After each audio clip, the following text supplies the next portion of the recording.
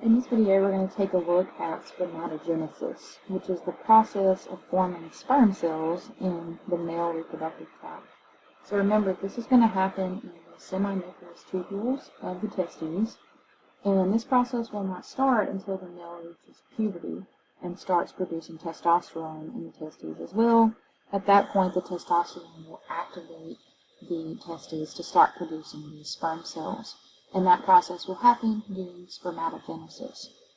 So each day, young men will produce around 400 million sperm per day. And again, the process of this is called spermatogenesis. So in spermatogenesis, the male will start out with the spermatogonium in their testes. And these are stem cells. Okay, so these are cells that are capable of dividing, reproducing, and producing new cells from themselves. So these spermatogonium will essentially go through mitosis to begin with, and mitosis is normal cell division, where you end up with two identical cells to the one that you started with. So what happens to these two identical cells that are formed through mitosis? Well, one of the cells will become a primary spermatocyte, this guy right here. The other one will remain in the testes as a stem cell. So it will not be used. The primary spermatocyte will go on and continue on in this spermatogenesis process. So now this primary spermatocyte will undergo a first round of meiosis, so meiosis 1.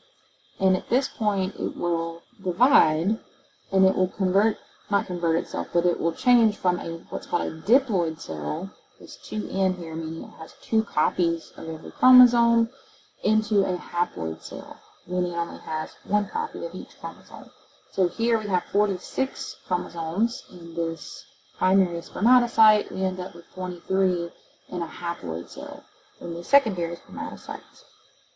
The secondary spermatocytes will then undergo a second round of meiosis, meiosis 2, where they will divide again and end up producing 4 haploid spermatids.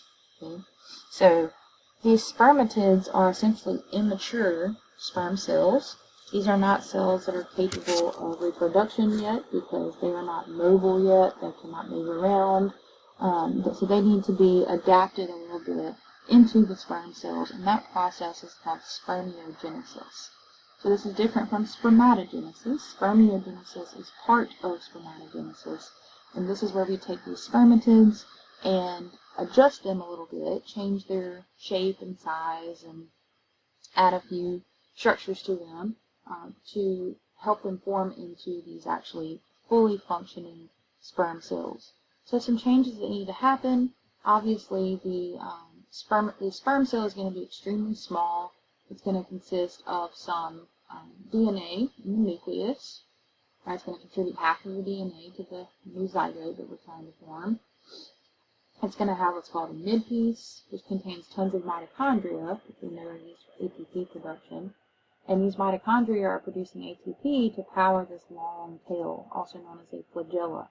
So this flagella is what's going to help this sperm cell move around and potentially swim to an egg cell in the female reproductive tract to allow for reproduction to happen. You'll notice that these sperm cells are a lot smaller than the spermatids, and that's because a lot of that cytoplasm will be shed during this spermiogenesis process. So the female egg cell, the female gamete, will provide all the cytoplasm to the newly formed zygote. The sperm cell will only be contributing its DNA, which is, again, contained in this head here. And surrounding the head, we have what's called an acrosome. This is a lysosome that forms this thin cap over the surface of the sperm's head, and it contains enzymes that allow it to be able to penetrate the egg cell and break through the outer membrane of the egg cell so that this DNA can be contributed to the egg to allow for fertilization. Now the tail down here, you'll notice, is divided into 3 parts. You have the midpiece, which is the thickest part where the mitochondria are found, again producing ATP from movement of that flagella. We have the principal piece, which is most of the tail. That's going to consist of the core of the flagellum, and some supportive fibers, and so this is what's going to provide the bulk of the movement or the propulsion of this sperm cell. And then the end piece is down at the very end of the flagella, where it's a little bit smaller. So again, the main function of this cell is to make it to the reproductive tract, to make it to a potential egg cell, and potentially fertilize that egg cell. Now keep in mind that sperm and semen are different.